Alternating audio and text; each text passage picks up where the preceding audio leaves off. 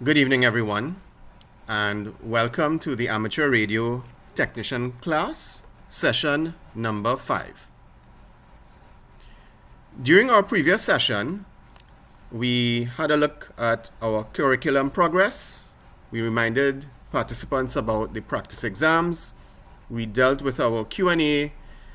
We also looked at a couple of errata. We began discussing the concepts of positive and negative numbers, number bases, logarithms. We also dealt with the decibel formula, and we did several calculations about decibels, examples. We then went into some components such as resistors, potentiometers, and we of course reminded participants about our analogy that we're using, which is the electric circuit, water circuit analogy. We dealt with the question pool review. We also had an announcement about some emergency communications activities in amateur radio. And then we also discussed an upcoming webinar. In this evening session, we will be again looking at our curriculum progress, where we are in the course. We will talk about practice exams again. We will deal with our Q&A, question and answer session. We will also readdress a question regarding Zello. Then, again, a reminder about the course material that we're using. We will review resistors. Then we will talk about some other components such as capacitors, inductors, batteries, diodes, LEDs, also transistors and FETs. And then we will do our question pool review that deals with all the questions related to the theory that we would have covered this evening. And after that, we will mention again about our upcoming webinar tomorrow, and then we will announce when our next session will be. So let's take a look at our curriculum progress. So this on your screen represents all of the topics at a high level that we need to cover. And this is where we are. So we are progressing quite nicely. Again, a reminder that practice exams are available online, and we encourage all participants to consider taking the practice test if you have not yet. Again, this will give you a good idea where you are, what material you already know from prior knowledge, and your readiness to take the exams. And again, we say congratulations to all of the students, whether the technician, general, or extra class levels, that have passed the FCC, gotten FCC licenses already. We say congrats, very well done indeed. Okay, so we had one question from the previous session. A couple of students asked, and the question went along the lines that I was not able to view Friday's session live on YouTube as it did not appear to be streaming. So every session we do make an attempt to stream live to YouTube, mainly as an overflow in case we cross the 500 limit on Zoom. We have just about 500 students in the class, so just in case some additional persons come on, they will be redirected to YouTube. However, we cannot guarantee, as what happened last week. I had traveled abroad, and unfortunately, the YouTube live stream did not work. So what we did was uploaded the local recording. So I do apologize to students who do look forward to joining the class via YouTube Live, but we cannot always guarantee it due to the technology challenges. So also note that there are other reasons it may not work. So we do ask that you try to join the Zoom session if the YouTube doesn't work for you. So again, apologies. And that's the explanation as to why the YouTube was not operational last week. Okay, so we also got another question regarding, this was in the class itself, about Zello, whether or not React uses Zello. So in the first session, session number 1, we talked about Zello, which is a free walkie-talkie app that uses voice over IP technology. It uses the internet, and it operates like a two-way radio system. And yes, React does use Zello as one of the tools in the toolkit, and it's an open platform. There's no license required, and persons who would like to interact with React can do so by joining the channel called React Members. Of course, you can create your own channel, and there are other channels in Zello as well that you may wish to join. So on your screen will be a bit of information about Zello. for your consumption. So all students should have received the material that's listed on your screen, and we are dealing or using the No Nonsense Technician Class License Study Guide by Dan Romanchik, which his call sign is KB6NU, or in phonetic alphabet, Kilo Bravo 6 November Uniform. So everyone should have had a PDF copy of this by now, and many students are already reading ahead, which is great. But you would have also received Part 97, the full question pool from the FCC's site, as well as another text, which is a good reference. Sometimes students need to hear or see things from different perspectives, and this is an additional text on your right-hand side that can provide additional support in your learning as well. But we will be using and sticking to this no-nonsense guide during our course.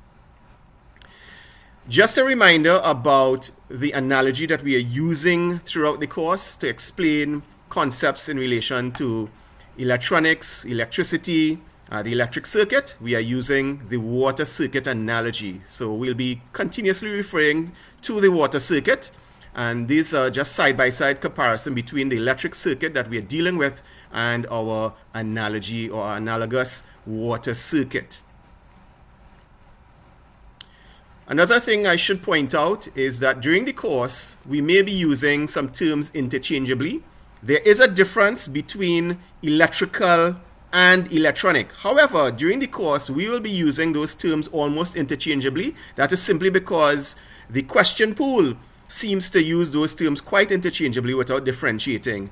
So we just thought we should point out to students that there's a difference, and on your own, you could read through this explanation as to what's the difference between electrical and electronic. There is a difference, but we shall not really be making much of a distinction, at least at this stage in our course. Useful for students to know and get familiar with the differences on your own time. Right, so our last session, we stopped at discussing resistors and potentiometers, right? So as we will do is always provide a little bit of extra information and contextual information to participants that might help and aid in either understanding the base material or further expansion of the information that we have presented. So you don't need to learn any of this on this slide, but we have just presented a couple of other types of resistors. So we talked about the regular resistor, and we talked about the potentiometer or the variable resistor. And by the way, there's a difference between a potentiometer and a variable resistor, but we shall not make that distinction in the course. And you have different types, trimmer, you have other types of resistors. Just for you to know that they may look differently, they may function differently. There's even photoresistors. So it's not just one type of resistor or one type of variable resistor. There are many, and this is just for your reference. Okay. So we now come to another component in our course that we need to know and know well, and that is the capacitor. Now, a capacitor, for our water analogy, is like a pressure tank in a water circuit. So if you have a pump that's at your home that's pressurizing the water, maybe to go up to another level in the, maybe you have a two-story building, oftentimes there's a pressure tank on top of the pump or somewhere in the system, and that maintains, it pressurizes via the pump so that the pump doesn't keep going on and off every second that you use water, right? That pressure tank holds pressure. So the capacitor, and we'll come to another component in a short while that is in a similar function as far as the water circuit. The capacitor acts like a pressure tank. So what is a capacitor exactly? So a capacitor is an electronic component, and it consists of conductive surfaces separated by an insulator. And that insulator, another term that we will use, will be dielectric. So when you hear the term dielectric, think insulator. So don't be tied up when we interchangeably use the term dielectric. Dielectric simply for our purpose means insulator. So that is the definition of a capacitor, and you will get this question in your exam. What is a capacitor? So it's an electrical component. It consists of conductive surfaces, or plates, as some will say, separated by an insulator. And you need to know this definition for your exam. We also need to know that the capacitor is an electrical component, as we have said, but it stores energy. But how does it store energy? It stores energy in an electric field. So on the bottom right-hand side of your screen here, We are showing the capacitor. Remember we said it's conductive surfaces. They are the two surfaces here. It's separated by an insulator in between. And it is storing energy. And these lines here are electric field lines. So the energy that is stored is via an electric field. In the same way that your pressure tank in your water circuit, after the pump, there's a pressure tank that stores the pressure in the water. In the same way here, in a capacitor, it keeps that voltage, pressure, if you want to call it that, through electric field lines. So you need to know this other point for your exam. A capacitor, its definition, and the fact that it stores energy in an electric field. So note, underline, boldface this word electric field for capacitor. And to make it real, we are just showing on your screen here what a capacitor might look like. This is a ceramic capacitor. And we also have the symbol for the capacitor. So on the right hand side, there's another type of capacitor. It's called the electrolytic capacitor. Sometimes it's polarized as well. And we have other symbols to represent a capacitor. Some of them may be polarized, and you may see a plus sign here. So this is just to give you an idea of some of the symbolism that we'll cover a little later on, as well as you move into the advanced sessions in the general class and the extra class, you will be exposed to more of this information. But the 2 bullet points on your screen are what you need to know for the exam. All right, so let's just, again, make it real in terms of the construction. So we did show that a capacitor has 2 plates or surfaces separated by an insulator or dielectric. So you have the 2 plates, 1 plate, another plate here, and they are conductors, of course, and separated by an insulator. In previous sessions, we talked about the difference between conductors and insulators. So you have the insulator in between, also called a dielectric. So don't get tied up when they are talking about the dielectric. It's an insulator. So this is the general construction of a capacitor. And in the middle of your screen here, another construction, especially for the polarized or electrolytic types, you'll see the 2 surfaces, almost like a foil wrapped up, like a sahina, as we may say in Trinidad and Tobago. And you have the leads going inside of there, and you have the separator or the insulator. So just another way how it's constructed, just FYI for your information. On the right hand side, we are repeating the symbols so we can get familiar with the symbols that we use in electric circuit diagrams to represent these components. So we need to be familiar with the term that is used for capacitors and something called capacitance. So capacitance is the term that describes the ability to store energy. But remember, we said a capacitor stores it in what type of field? An electric field. So this bullet point at the top, we need to know this for the exam. The term that describes the ability to store energy in an electric field is called capacitance. And when we come to the question pool review, you will see this is a question in your exam. So we need to learn this. We also need to be aware, just like so many other parameters that we have talked about when we have been dealing with electronics, is that there's a unit to describe each of these terms or each of these parameters. So the unit of capacitance is called the farad. It's a pretty large unit, so you might find that remember we dealt with multipliers, so you might hear about microfarads and picofarads and nanofarads and so on. Because 1 farad or a farad is a very large unit. So just note that the unit of capacitance is the farad. Again, we're just repeating some of the symbols and what the components look like. So it's all capacitors that we are dealing with at this point in time in our course. So for some extra information, we have different types of symbols for capacitors. You have the standard capacitor, you have even polarized capacitors, and there you have variable capacitors, capacitors that are not fixed. And on the right hand side here, we show different types of capacitors. So this is really just extra information for your reference and to set a context to know that there are different types, such as variable capacitors. And this is actually what it might look like on a board or on a circuit board. These are what the components. So when you look at a circuit board and you see these components, you could identify them. Right? Again, this will not come in your exam. This is just extra information to set the context for you. So we did say that there's another component that acts like a pressure tank in an electric circuit or an electronic circuit. And that component, we just dealt with capacitors. We are now introducing you to another component called an inductor. But what exactly is an inductor? If we look at our screen here, you will see a coil of wire. And that's exactly what an inductor is. It's pretty much constructed as a coil of wire, but it's called an inductor. So an inductor is an electrical component that is typically constructed as a coil of wire? And that is a question in your exam. We also note that the inductor stores energy. But unlike the capacitor that we just discussed, remember when we said the capacitor stores energy, just like a pressure tank in the water circuit, it stores energy. It stores it using an electric field for the capacitor. But in an inductor, it stores energy, yes, but it stores it using a different mechanism. It uses a magnetic field. So anytime you hear about a component storing energy in a magnetic field, that should come to you as an inductor. That thought should occur. Well, magnetic field, storing energy, that's an inductor. And on your right-hand side here, we show this coil of wire, the inductor, and we show the magnetic lines of flux around it. So this is the magnetic field that is set up that stores that energy in an inductor.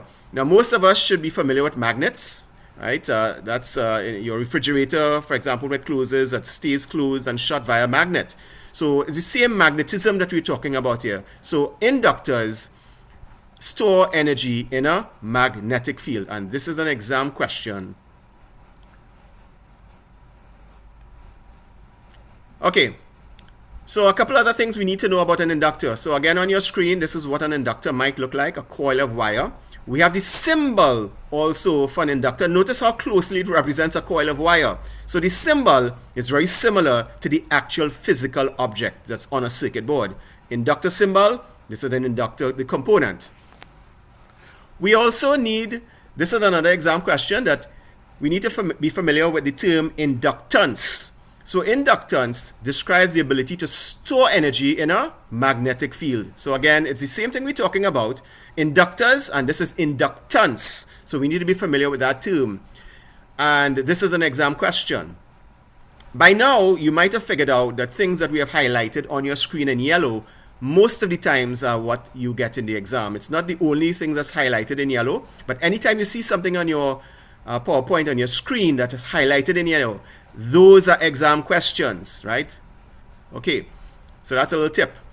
Right, now like anything else, we talked about capacitors having capacitance and that the unit of capacitance was what? The farad. Just in the same way, inductance has a unit and it's called the Henry. So we need to learn that inductance, the unit of inductance is the Henry. So again, an inductor is a coil of wire. All right, so just again a little bit of reference. So we have our inductor here. We have what it looks like, a coil of wire, and then we have the symbol for the inductor. But these are different form factors of inductors. If you look on your screen here, and you were to look on a circuit board, it may look something like either of these, and all of these are different types of inductors. Again, not on your exam, but this is just extra information and to set context. Right. So here's a little exercise. We have talked about several components in the course thus far. We have dealt with resistors, we have dealt with potentiometers, we have dealt with capacitors, we have also dealt with coils or inductors. So if you were to look at this circuit, you already should be identifying components in a circuit board. If you were to open up something that has components, very large components in the circuit board. Nowadays, some of these components are very tiny, what we call surface-mounted devices. But some of the older pieces of equipment will have very large components, individual components identified like this. So if you were to look at this, you're probably saying, hey, wait a minute, that looks like a capacitor, an electrolytic capacitor. There are some components that we have not dealt with yet, like this one. We don't know what that is. Or maybe from prior knowledge, you do know what it is. But we're seeing some other things here, and we're saying, but wait a minute, that looks like a resistor. You'll be quite right. And when you look at these, you say, but wait a minute, those look like capacitors. Yes, they are. And then you might be looking at this. What is this? We just dealt with this. That's a coil of wire, is it not? What is it? It's an inductor. Yes, you're quite right. And it has inductance. So a lot of things should be firing in our minds and triggering. It's an inductor. It has inductance. It uses a magnetic field to store energy.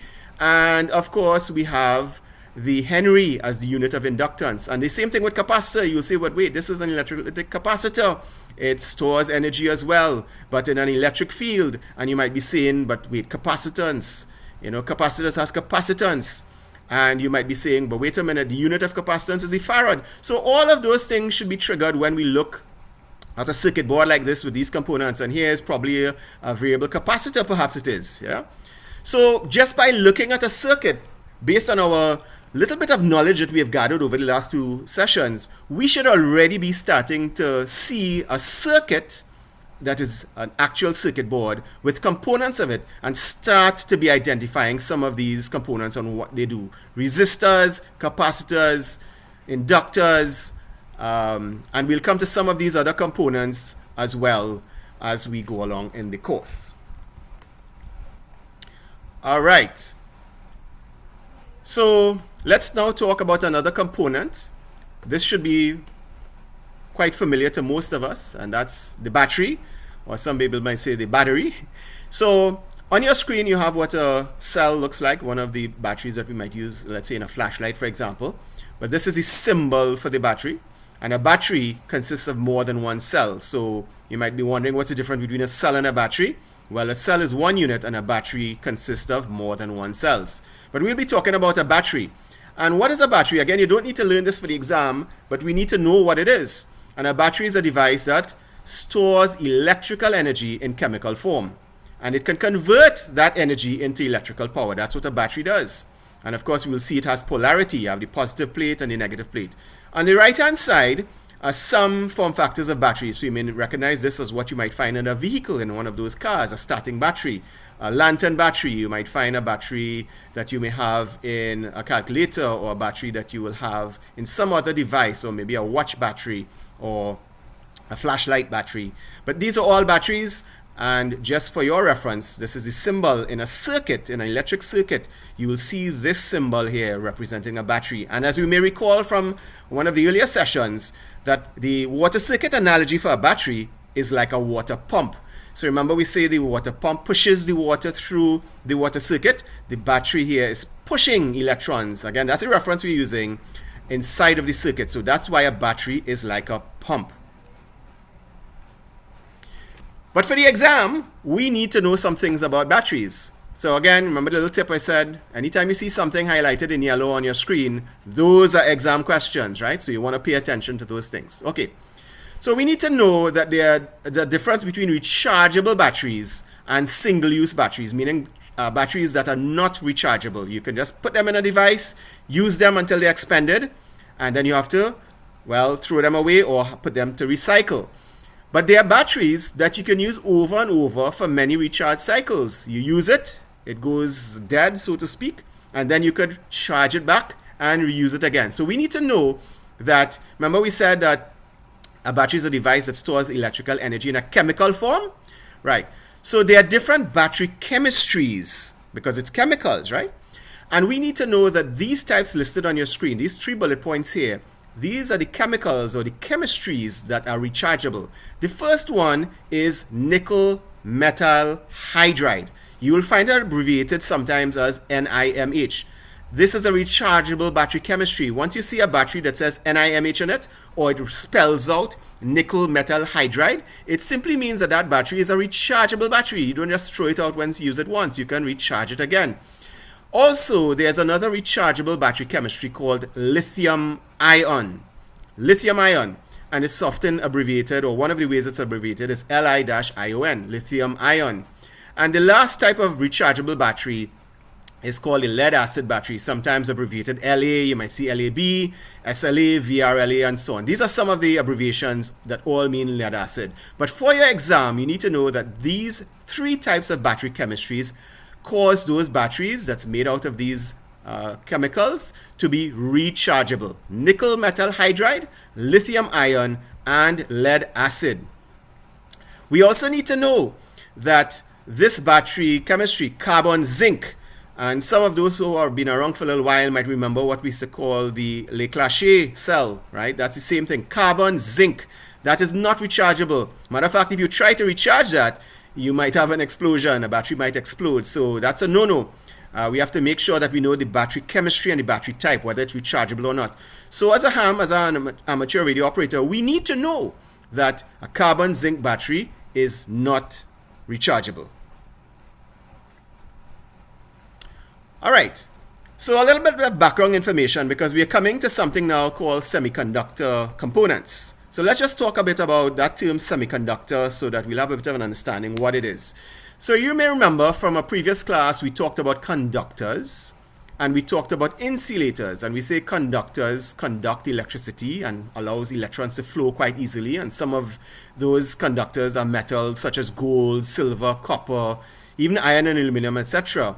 Are good conductors of electricity. Electrons flow quite easily through them. And then we had another category of material called insulators. And insulators, well, it's very difficult for electricity to flow through them. And you had materials like glass, rubber, even oil, plastic, diamond, etc. Those are insulators. But you might have wondered, but wait a minute, is there a middle ground? Is there something between conductors and insulators? And that will be a very intelligent question. Yes, there are. Those are called semiconductors. And if you look at the term semiconductors, mean it's not a full conductor. It's sort of in between conductors and insulators. So when we are dealing with semiconductors, that should not trip us up at all. Semiconductors is just something that conducts electricity between a conductor and an insulator. It's not a very good conductor, and it's not a very bad insulator, right? Or very good insulator, I should say. So semiconductors, we have some material that semiconductors, silicon, and I say silicon, just note in terms of pronouncing it. Some people may say silicone, which will not be correct. It's silicon. Silicone is that sort of rubbery material that you may use to, make tanks for fish tanks and so on, or glass to repair. That's silicone. But it's a silicon, germanium, selenium, and gallium arsenide. Those are some of these semiconductor materials that exist. So, yes, Lundy, I'll get to your question. That's a good point. You have a charger that says NiCad. Right, so that is nickel cadmium. Excellent question there, Lundy. Love it. So, we'll probably get into that a little bit as extra information. So, coming back to the point about semiconductors. A semiconductor is a material that can conduct electricity under certain conditions, but not as easily or as good as an insulator, right? So semiconductors are used in electronic components such as transistors, which we'll come to, diodes, and integrated circuits, and is a key material in modern electronics. So again, you don't need to really know or learn this for your exam, but this is contextual information, background information, foundational information to understand some of when we go forward and we're talking about semiconductors. Understand what a semiconductor is. It's not a conductor, it's not an insulator, it's in between. And these are the material you'll be hearing about a lot about, silicon and germanium.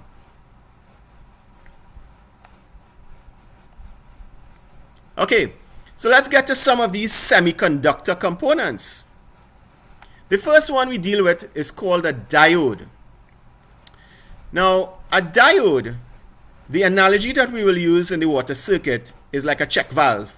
If you're familiar with a check valve, let's say you have a water tank in your water circuit. You pump water up to the water tank and you want that water to come and feed your house or your circuit. You don't want that water to run back out into the line. In Trinidad and Tobago, it's the Wassa line, right? You don't want that water to run back out. So you put a check valve so that water will only flow in one direction to your tank, but it will not flow out of your tank back into the source.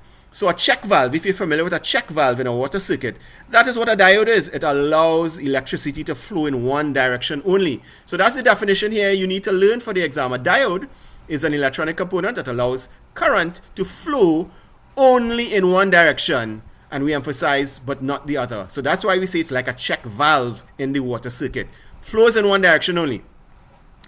We also need to know for the exam that the diode has two electrodes and their names are anode and cathode. So we need to learn this for the exam, right? So two electrodes, anode and cathode, right? So the name of the electrodes of a diode are the anode and the cathode. So the anode is the positive side and the cathode will be the negative side. And that's the point here. The cathode, which is the negative lead of a semiconductor diode, is often marked on the package with a stripe. So we have a little blow up of a diode here.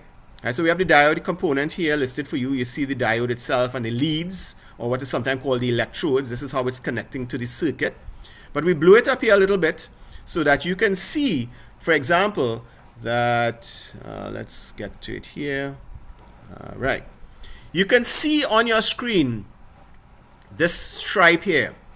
That is the stripe that we're talking about. That tells us which is the cathode. right? So we said that the cathode, or the negative lead, is often marked on the package with a stripe. So that's the stripe we're talking about in a diode. So again, this is the component, what it might look like. It has several form factors, but this is one of the way it looks on a circuit board. And this is the symbol for a diode.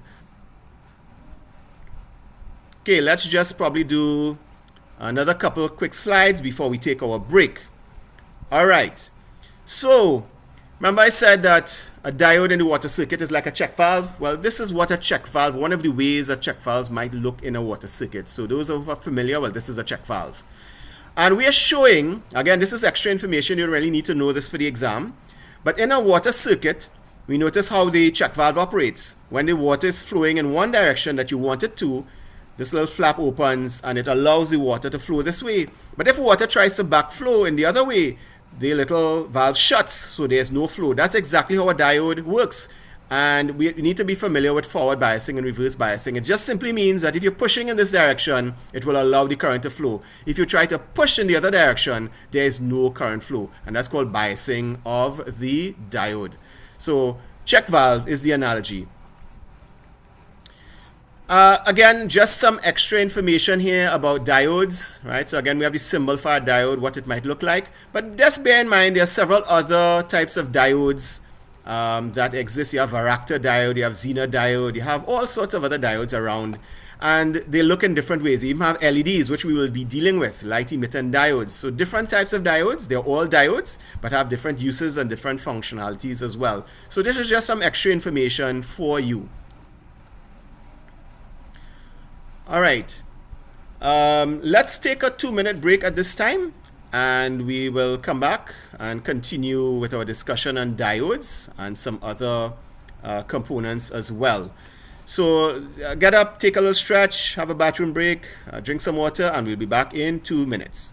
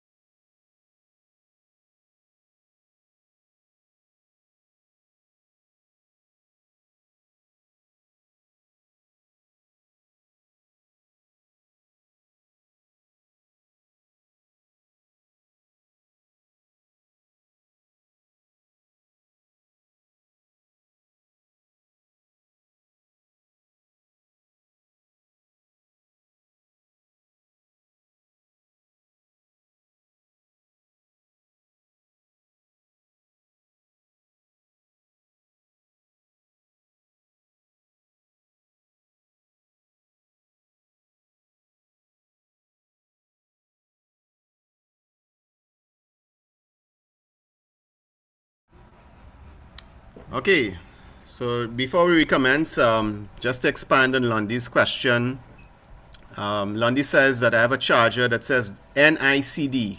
What does this mean? Well, it stands for nickel cadmium, or NiCad as it's pronounced often. Nickel cadmium, which is another battery chemistry. You still find batteries that are NiCads. However, NiCad chargers are not usually suitable for charging other battery chemistries, so you need to bear that in mind. It will charge nickel cadmium batteries quite well. Nickel cadmium batteries, or NiCads, suffer from something called the memory effect. So that if you don't discharge them fully, discharge them properly and then recharge them, they tend to reduce the capacity if you charge it fully and then you discharge it probably quarter way. After a while, that memory effect just gives it the capacity of that quarter. So you have to sometimes discharge it fully a couple times in a cycle to probably retain some of the full capacity. So NiCads are still around, but there are better battery chemistries out there in terms of not having to worry too much about the charging cycle. However, all battery chemistries come with some caveat. I don't know there's any perfect battery chemistry. You even have lithium iron phosphate, which is one of the more modern current types of battery chemistries, a lot of recharge cycles, little or no memory effect, and so on. So good question there, Lundy. NiCad is nickel cadmium battery as a chemistry. All right, so let us pick up where we left off. All right, so welcome back, everyone. So we are dealing with the component called the diode. It's a semiconductor-based component. So let's talk a bit about, we did say that it's useful to understand about how a diode is set up in an electric circuit to allow that current to flow. So again, this is not an exam, but we like to explain a bit about the concept of forward biasing and reverse biasing. So you may recognize on your screen an electronic circuit. You have our trusty battery that is like the pump trying to push electrons through the circuit, right? And you're trying to illuminate this bulb, right, or lamp. So if we want the current to flow and we're using conventional current, remember say conventional current, it flows from the positive to the negative. So this is our circuit. You have the wires that go from the battery to the diode and then from the diode to our lamp or bulb and then all the way back to the battery. So we want the current to flow. So if we bias the diode in this way where we put the positive plate of the battery onto the positive of the diode, there will be a current flow and our bulb will light up in the circuit. But notice in this second circuit diagram here, we have the battery, we have the diode, and we have the bulb, but notice it doesn't light. Why does it not light? If we look here, we'll notice carefully, we'll notice that the battery is actually reversed. Notice this one here, the positive plate is on the top and the negative plate is at the bottom. In this one here, the negative plate is at the top. So we have now just put a negative charge on the positive plate of the diode or the positive electrode. So that is called reverse biasing, and therefore there's no flow of current in the circuit. The electrons do not flow because we have just reverse biased this diode. And remember, just like a check valve, if we're trying to put the pressure in this direction, it will not flow at all. It will have to be in this direction for it to flow. Just like this particular circuit here, it is correctly biased. The positive plate of the battery is on the positive electrode of the diode, and the negative goes to the negative, and therefore there will be a flow. So just for your information, not an exam, but we say that a diode is forward biased when we put the positive voltage applied to the positive lead or the positive electrode, and the negative voltage applied to the negative electrode. A current flows, and therefore there is also a voltage drop across it. Because the current is flowing in a diode, there's something called a voltage drop, which is what we need to know for the exam. But when we reverse bias it, there's no current flow, so there's no voltage drop, of course, in the sense. There's no current flow at all to result in a voltage drop, right? There's no flow. But in a forward bias diode like this one, there is a voltage drop, and that is what we need to know for the exam. So the forward voltage drop in a diode is lower in some diodes than in others. That's what we need to know for the exam. And we have just given you some extra information here that, remember we talked about some of the material that are semiconductors, germanium and silicon, for example. Well, we have just provided extra information. It's not on the exam. 0.3 volts for germanium and 0.7 volts for silicon. That's just some extra information in respect of this question. But what you need to do for the exam is that in a forward biased diode, depending on the material, the forward voltage drop could be lower for some than others. That's all you really need to do for the exam, but we're trying to show why. It's because it's a different material. If this diode were made of germanium, 0.3 of a volt would be the voltage drop as long as it's forward biased. It will be 0.7 of a voltage drop if this diode were to be made of silicon. So this question is just asking you, in a forward bias diode, can there be a different voltage drop depending on the material that the diode is made from? And the answer is yes, there is a difference. It is lower in some diodes than the other. And that's an exam question. All right, so we're still dealing with diodes, but we now come to talk about something some of us may already be familiar with called LEDs. So you might have heard you have an LED monitor, an LED TV, and you're wondering what does LED means? Well, LED simply stands for light emitting diodes. So notice the word diode inside of there, light emitting diode, or shortened as LED. So when you have an LED monitor or an LED television or LED widescreen or big screen, whatever you want to call it, it means light emitting diode. That is what the screen is made from, LEDs. And it's an electronic component that emits light when an electric current flows through it. So it's just a diode in the sense. It will allow current to flow in one direction usually, but it lights up when current flows through it. So that's why they call it a light emitting diode. And you may already be familiar if you look at some components that you have, sometimes a remote control, when you press it and it lights up, oftentimes that's an LED that is lighting up there, right? So what we need to know for the exam is that the forward DC current is what causes the light emitting diode to emit light, right? And that occurs when we forward bias the LED. Remember we talked about forward biasing and reverse biasing. When we reverse bias it, there's no current flow. But once we forward bias it, and forward biasing simply means putting the positive voltage source on the positive plate or the positive electrode of the diode, and the negative supply or negative voltage onto the negative side of the diode. So that's forward biasing. So once we forward bias it, meaning we set it up properly to conduct, the forward DC current is what causes the light emitting diode to emit light. So that's an exam question. We do have some representations of what an LED is. It's on your bottom left. This is what an LED might look like. There are different form factors. You have square, you have round, you have all sorts of different types of LEDs. And on your right hand side here, there's another representation of what an LED will be. Notice you have a short leg and a long leg. And we're just indicating that, you know, there's a polarity because it's a diode. And this here is a symbol that is usually used to represent a light emitting diode. It's a diode symbol, but with two arrows there to show that light is emitting, or it gives off light. It lights up.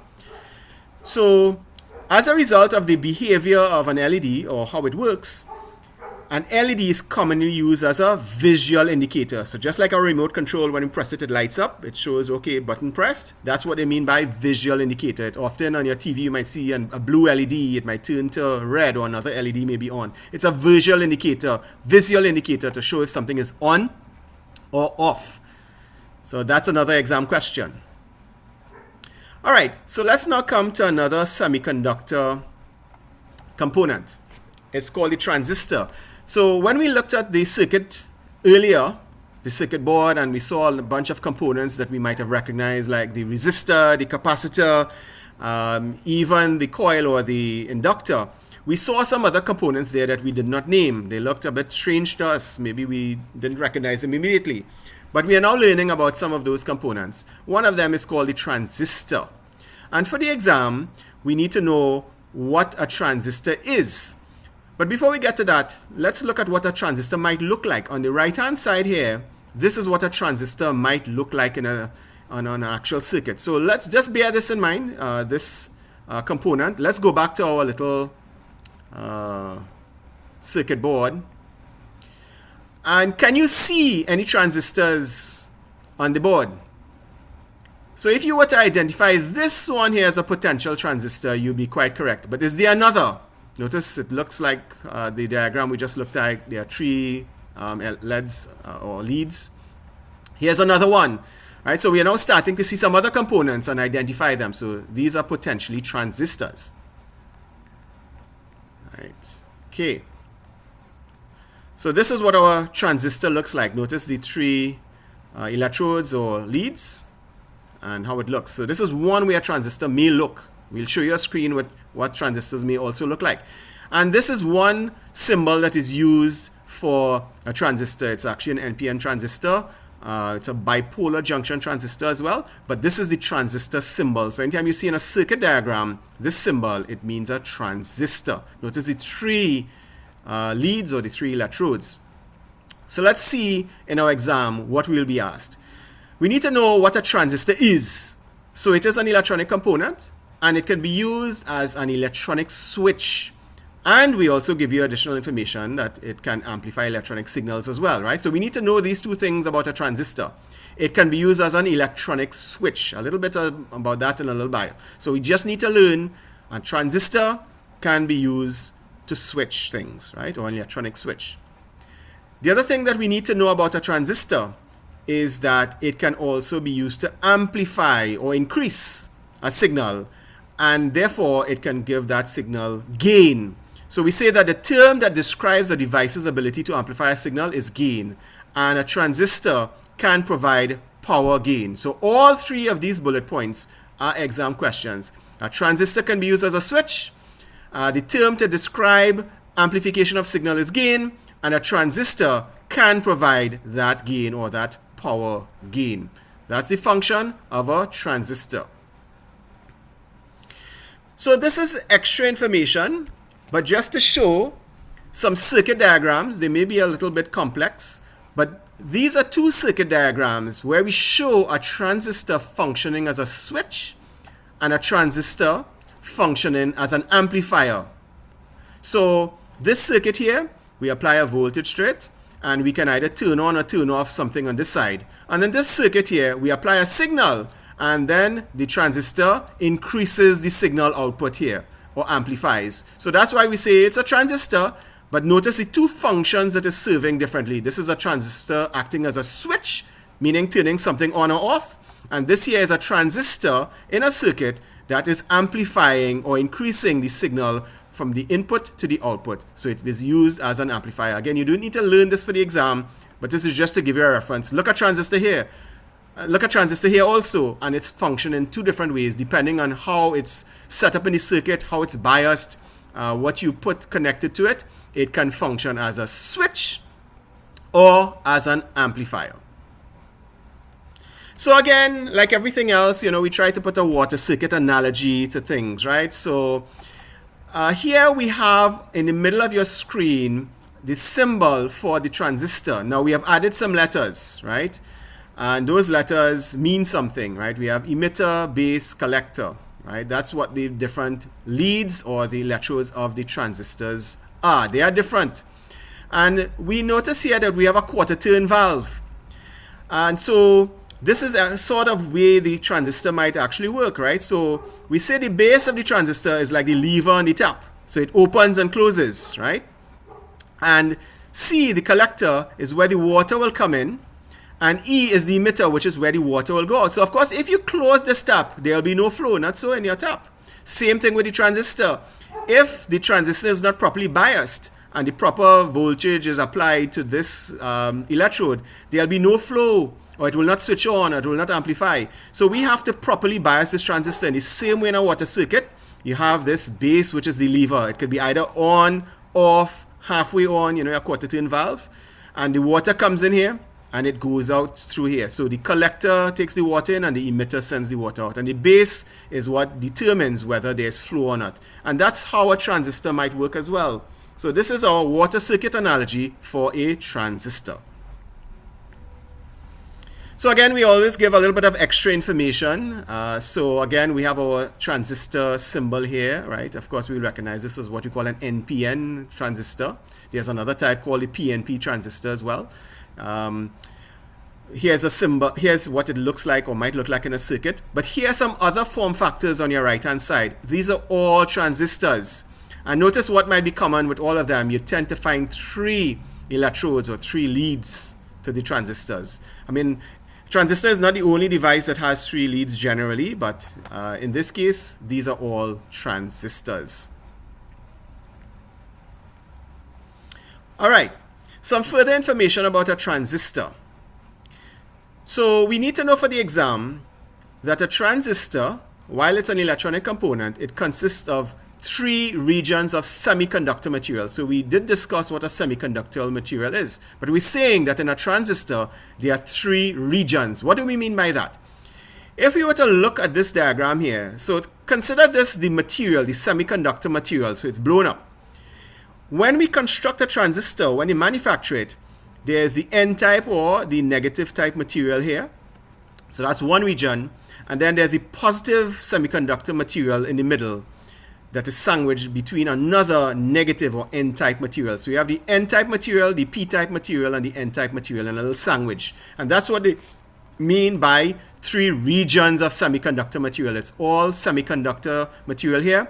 One is negative, one is positive, and one is negative. Sandwich here. And that's what they mean by three regions. This is one region, this is another region, and this is another region. This is the construction of the actual transistor on the substrate. So we need to know this for the exam, that it consists of three regions of semiconductor material. Now, there are names, as we had indicated before, to the three electrodes or the three leads of the transistor. Now, notice we're introducing bipolar junction. So that is the longer name. Instead of just saying transistor, this type of transistor is called a bipolar junction transistor. So don't worry too much about the terms. You need to know it for the exam, but it's just an expanded, because there are other types of transistors, as we will see in a little while. So this one is the bipolar junction transistor. And we need to know the names of these three leads. We already alluded to it before. We said one is called the emitter, one is called the base, and one is called the collector. And when we use the water circuit analogy, we said the emitter is where the water flows out to. And we say the collector is where the water flows from. And then the base is what biases and allows the water to flow or not. So that's what they mean by the emitter, the base, and the collector on the transistor. You have three different leads with three different names, and they are function differently and need to be biased or voltages applied to them differently. So emitter, base, and collector are the names of the three electrodes of our transistor or our bipolar junction transistor. And we did say before that a transistor can provide power gain. All right. So these are all exam questions. Again, we have the transistor symbol. This is the NPN type. We have the transistor component, what it might look like. And then this is how it's actually constructed on the wafer itself. Negative material, positive, negative. All these are semiconductor materials, and they're sandwiched in this way. And notice you have the emitter, you have the base, and you have the collector. So let's deal with another type of transistor that we need to know for our exam. It's called the field effect transistor. So we just dealt with the bipolar junction transistor. Now we are dealing with something called the field effect transistor. Well, it's abbreviated as FET. And those for people in Trinidad and Tobago, it's not the kind of FET that we are accustomed to, right? It's field effect transistor, FET. So field effect transistor, it's abbreviated as FET. That's an exam question. And it's an electronic component that can control the flow of current through a semiconductor channel using an electric field. So we have given you some additional information as to what a FET is, or a field effect transistor. On your right-hand side here, we show a representation as to what a FET or field effect transistor might look like. You may say, but wait a minute, it looks just like a regular transistor, and you're not incorrect. You may not be able to tell alone by just looking at it. You will have to check the number or identifier of the transistor to see if it's a regular bipolar junction transistor, field effect transistor, or some other type of transistor. Just looking at it alone may not tell you what it is. And in the same way that a regular transistor or bipolar junction transistor has three electrodes with different names, so too does a field effect transistor have different names of its electrodes, and you need to know this for the exam. So remember, in the regular bipolar junction transistor, you had the emitter, the base, and the collector. Well, in the case of the field effect transistor, there's the gate, there's the drain, and then there's the source. So these are the terms for the different leads or the electrodes, and you need to learn this for the exam. Gate, drain, and source.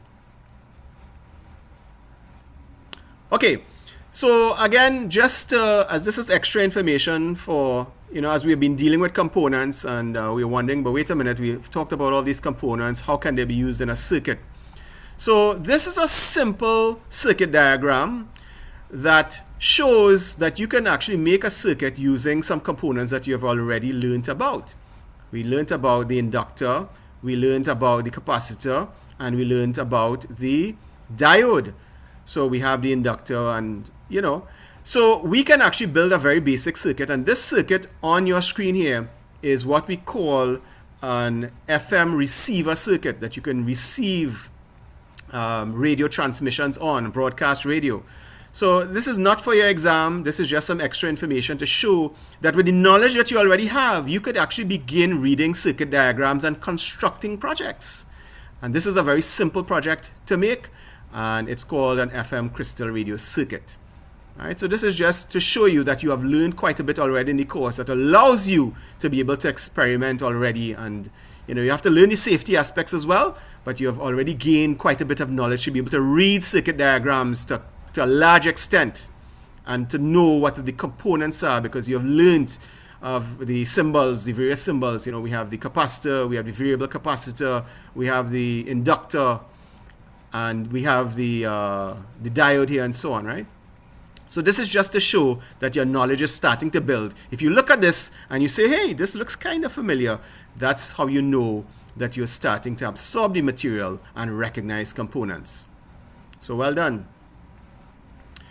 All right, so at this point, we will stop the theory and we will seek to now go through the questions in the question pool that's related to all of the theory that we have just undertaken. So we'll quickly go through those questions in the question pool. So we have just dealt with all of the theory. All right. So first question up is, what type of electrical component consists of conductive surfaces separated by an insulator? So you're thinking, okay, let's dissect this question. Electrical component, all right? Conductive surfaces, and it's separated by an insulator. And if you were to say capacitor, you'd be quite correct, because that's what we defined as a capacitor.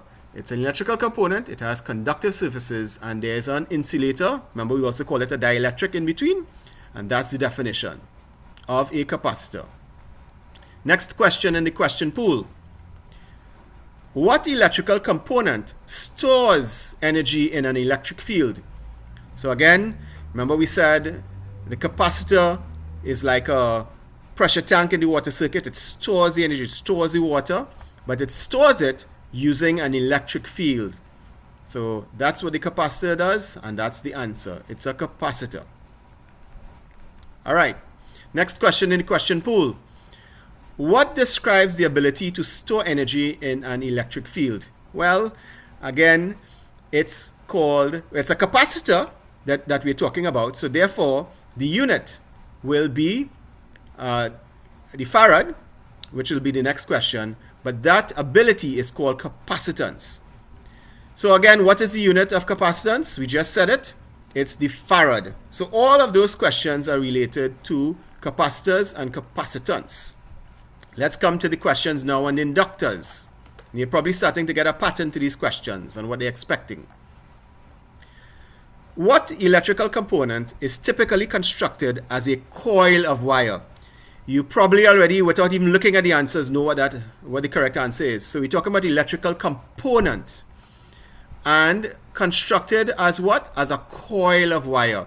You may recall, but wait a minute, a coil of wire, that's an inductor, man. Right, you'll be quite correct. It's an inductor. That's the correct answer. So you're probably anticipating this next question. What type of electrical component stores energy in a magnetic field? So remember we said that once it stores energy, it's like the pressure tank in a water circuit, and we talked about a capacitor doing that, but we also talked another type of device that stores the energy, but it stores it differently. It stores it in a magnetic field. Again, that's the inductor. All right, let's quickly go through the rest of questions. What describes the ability to store energy in a magnetic field? Well, it's just similar to the previous question, but they're asking us the ability. So they're not asking the type of component, they're talking about the ability. So they're not asking us for an inductor, but they're asking us about inductance. That's the ability. Again, you probably guessed that this is the next question they'll ask. What is the unit of inductance? And if you said it's the Henry, you would be quite correct. That's the unit of inductance. Notice the distractors or the incorrect questions. They'll try to trick you up. They'll say the farad, no, we know that's not inductance at all. That's capacitance. The ohm, we know that's resistance, right? So let's continue. Some questions now on batteries. Which of the following battery chemistries are rechargeable? So you see where the question, with the theory that we just dealt with comes in. So we have a number of answers, A, B, C, D. And we have nickel metal hydride, we learned that's rechargeable. Lithium ion, we learned that's rechargeable. And lead acid, we know all these three are rechargeable. So therefore the answer here in this case here will be all these choices are correct. So you see how they ask questions. It's not just A, it's not just B, it's not C, it's actually D, which is all of the above. These are rechargeable battery chemistries. So you're probably going to guess what the next question will be based on the theory we did. They're now asking us, which of the following battery chemistries is not rechargeable? All right. So London, you see how they have NiCad here or nickel cadmium, right? They have lead acid, but we know lead acid is rechargeable. We know lithium ion is rechargeable. So the correct answer is the carbon zinc, also sometimes called the Le Clanché cell. Carbon zinc is not rechargeable, and that's the correct answer. Right, so let's go to the semiconductor components now. What electronic component allows current to flow in one direction only? Remember we talked about the check valve, and what component is like the check valve in the water circuit? We said that's called the diode, and that's the correct answer. Next question in the question pool. What are the names for the electrodes of a diode? So remember the diode has two leads, and we did say that it is called the anode and the cathode. The anode being the positive lead and the cathode being the negative. So anode and cathodes are the names of the electrodes for a diode. So they try to trick you up here, talk about source and drain, but you know it's gate, source, drain, you know, gate and base. What's that about? They're mixing things up, plus and minus? No, it's anode and cathode, right? All right, next question in the question pool. How is the cathode lead of a semiconductor diode often marked on the package? Well, remember we blew it up a bit on the screen and we showed you what a diode looks like, and we said there's a stripe. So that's the answer, with a stripe. That's how you could tell the cathode or the negative lead of a diode. All right. So continuing, next question in the question pool. Which is true about forward voltage drop in a diode? So we talked about that. We said that it is lower in some types of diodes than in others. Remember we talked about the silicon and the germanium diode, 0.3, 0.7 volt drop. It's different. So that's the simple answer. What is true about forward voltage drop in a diode? It's lower in some diodes than in other types. As simple as that. They try to trick you up with all sorts of things. It indicates that a diode is defective. Yeah. You know better than that, right? Okay. What's our next question? What causes a light emitting diode to emit light? We said that a forward DC current will cause an LED to emit light. Not reverse, not capacitively coupled, RF signal inductively coupled. We didn't learn about that, right? We knew that the LED has to be forward biased, and it's a forward DC current that causes it to glow or emit light. Next question in the question pool. Which of the following is commonly used as a visual indicator? Well, we said that's what we use, remote controls on our TVs, different things. It's an LED. Not a FET, not a Zener diode, and certainly not a bipolar transistor. These don't give out light, right? So light emitting diode, it gives away the question in the term, LED. So hopefully you're seeing how straightforward some of these questions are once you study the material and understand and learn how it applies. It becomes natural to answer the questions. Okay, we're now going to deal with some questions on the transistor which we covered. Which of these components can be used as an electronic switch? And you were thinking already, yeah, I learned that, something can be used as a switch. It could also be used as an amplifier, right? Or to amplify signals. And if you would say it's a transistor, that will be quite correct. That's what we talked about as being used as an electronic switch. It's a transistor. Next question in the question pool. What is the term that describes a device's ability to amplify a signal? Well, we did say once we talk in signal amplification, that is called gain. You have an input signal and an output signal, it's increased, and that's called gain. Next question, which of the following can provide power gain? And we said it's the transistor that can provide power gain. So that's the answer. Not a transformer, not a reactor, and certainly not a resistor. So it's the transistor. All right, so these are the actual questions in the question pool that you'll get in the exam. Which of the following components can consist of 3 regions of semiconductor? We just did that. We said, okay, there are semiconductors, the N, the P, and the N. It's sandwich. 3 regions. We know that is a transistor. It's not an alternator, it's not a triode, it's not a pentagrid converter. We know it's the transistor. Next question in question pool. What are the names of the electrodes of a bipolar junction transistor? Right? So we learned that as the emitter, the base, and the collector. It's not signal bias, power, input, output, supply, pole 1, pole 2 output. We didn't learn about that. We knew for the transistor, it's emitter, base, collector for the bipolar junction transistor. All right, last couple of questions in the question pool. What does the abbreviation FET stand for, or FET? We learned that it's a type of transistor, but what type? It's the field effect transistor, not fast electron transistor, and certainly nothing to a transmitter. Those are wrong. Field effect transistor, that's what a FET is. Last question in the question pool for this evening. What type of transistor has a gate, drain, and source? So we didn't talk about varistor, we didn't talk about Tesla effect, and we know it's not the bipolar junction transistor. Bipolar junction transistor has other types of, names, but gate, drain, and source, it's the field effect transistor. Not emitter base collector, right? That will be the bipolar junction transistor. For the FET, or field effect transistor, gate, drain, and source. All right. So let's go back to our slide deck. All right, so we've just covered in our no-nonsense guide, pages 21 to 27 of the question pool. Okay. So let's just mention about tomorrow's webinar. So we have been mentioning in the class about a webinar that's coming up tomorrow. It's on your screen, the link to join. We're hoping that everyone, if you have the time, can join it. It should be a pretty interesting panel discussion. It's a virtual session. This is the link on your screen to the YouTube live stream, mdppm2023.ttreact.com. It will open up YouTube. And these are the panelists, should be well-known panelists. Khalid Hussein, well, Anna Ramgulam is not going to be there. He'll be replaced by Eric Mackey. I'll be moderating, and we have Gary Benjamin and Brian Shields. Many persons might know Brian Shields as Mr. Weatherman via YouTube. So pretty much expert panelists this tomorrow. It's at 6 p.m. via YouTube. This is the link. And of course, if you have any questions, you don't have to wait until the session. You can send a WhatsApp or an SMS text message to this number on your screen. It's 74REACT.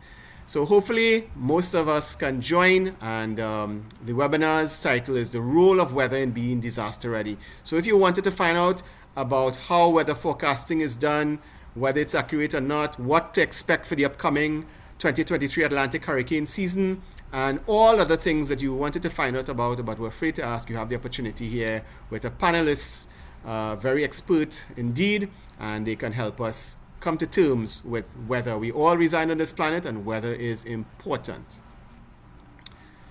Okay, so folks, if you have any questions, please send an email or send a WhatsApp message. I do apologize if we have not dealt with some of the questions that were asked live in the session. If I have not, please message me.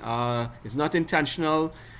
We would not have left out any pertinent questions intentionally. So if we have not answered any of your questions, please do drop us a line via email or via WhatsApp, and we'll try to get to those questions. Even if it's a previous session you had a question, please do not hesitate to ask. So folks, all things being equal, our next session will be next Friday, the 19th of May at our usual start time, 8:30 p.m. Please folks, be sure to check your email regularly. At least once a week, we'll send an email out with the link to the next session. It may change, and also the recording. And we have also have a database of the documents that have been sent out, as well as all of the videos that have recorded so far that should have been received by you in your last email session. So please, also, we know some students have challenges with their mailboxes being full. If you would like to change your email, please do let us know. We will change it for you, but please also try to clear your mailbox so that you can receive the links. All right, so let's just see if we have any questions that we can quickly answer. All right. All right, so yes, so it has to do with the material. There is a natural voltage drop. Once you have those semiconductor material, remember, semiconductor is not a perfect conductor. It's between an insulator and a conductor, so there will be a voltage drop across it because it has that resistance, if you want to call it that, right? So there's going to be a voltage drop across a semiconductor device. Different material will have a different voltage drop. Just like, gold is a really good conductor, iron is a good conductor, but not as good as gold. There'll be a higher voltage drop across an iron conductor. So in the same way, in semiconductors, you have the germanium and you have the silicon, and that's where you get the 0.3 or the 0.3 and the 0.7 voltage drop, depending on the material it consists of, right? Okay, I see some other questions as well. Yeah, so I think, Evan, there should be quite a few persons in the session that use Zello. I'd recommend checking out that React members channel. You will encounter several of them because we do have several React members in the class. Thanks a lot there, Adish. Darren, we do appreciate it. Junior, okay, so the email address is, let me just put it back up on your screen. It's robbie@9y4r.com. If you're wondering what's 9y4r, that's my amateur radio call sign. So robbie@9yankee4romeo.com. That's the email that you can use to send in the question. Did I miss any questions? Yeah. Right, so Kirk, it's labeled differently because of the charge that is applied. It doesn't mean that so that's a good question there, Kirk, about the, let's deal with it quickly. It's a good question. Very observant of you, Cook. So it's labeled differently, not because the diode has changed its polarity, it's because we have moved around the battery. So instead of forward biasing, in this case here, the positive goes to the positive of the diode. In this one here, where we have reversed the battery, what we are trying to show by this minus here is that you have the negative voltage applied to the positive of the diode. That's a very good question. An excellent observation. People are paying attention in class. So it doesn't mean that the diode here is now somehow this is the negative plate and the positive plate. This is still the negative of the diode. This is still the positive of the diode. But a negative voltage is applied here and the positive voltage is applied here. And that's why it's reverse biased and no current flows. Excellent question there, Cook. Hope that has helped. All right. Gideon, I think you're asking the same question as well. So hopefully that helps to explain. Right. Yeah, I think we have covered all of the questions. So if we have not dealt with any of them, please send me an email or WhatsApp with the questions and we will deal with them. So I'm not sure who PC is, but certainly thank you very much and good night as well. So I think we have dealt with all of the questions, folks. Take good care. Hope to see you in the webinar tomorrow. The link, I'll just put it up back quickly on your screen. You'll get the slides. It's also on the recording. So it's ndppm2023.ttreact.com. Just put that in your browser and it will open up the YouTube live stream. So folks, thank you so much. We do appreciate the extra time for the session this evening and looking forward to seeing you in the webinar tomorrow and the class next Friday. Have a good night, everyone. All the best. Take good care.